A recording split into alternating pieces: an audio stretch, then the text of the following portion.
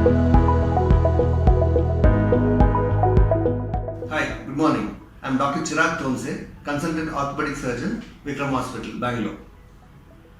Bone death or avascular necrosis is a condition where the blood supply to a particular bone reduces, further on leading to the necrosis or death of that bone tissue, which will further lead to the collapse of that bone or joint and cause arthritis of the joint.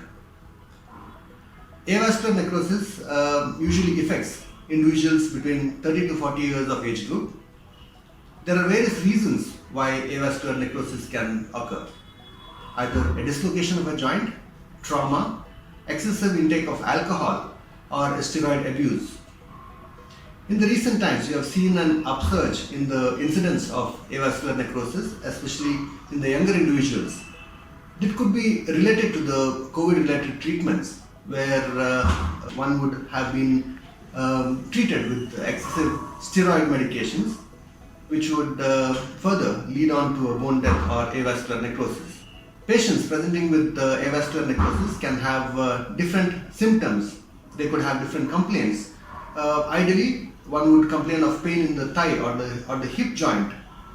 Typically, a dull aching pain, sometimes in the day, which would further on progress to a constant pain, especially while walking and doing the routine activities. Some patients do complain of pain in the night, which is called the night pains. This pain could be occasional initially. As the disease advances or progresses, one could have a constant pain throughout the day.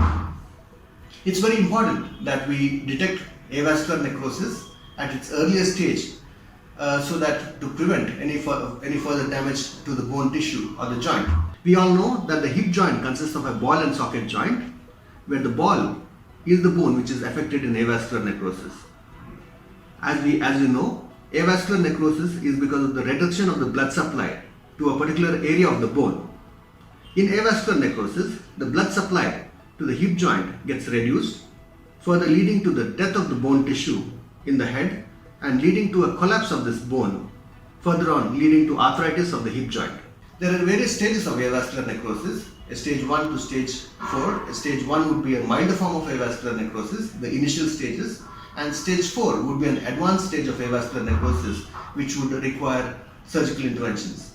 Post-COVID recovery phase, it's very important that we detect this condition of avascular necrosis at a very early stage, and anyone who is in the phase of COVID recovery and has undertaken steroid treatment is advised to see the doctor, seek an advice, and to do the necessary investigations to detect avascular necrosis, especially of the hip, at a very early stage to prevent further catastrophes.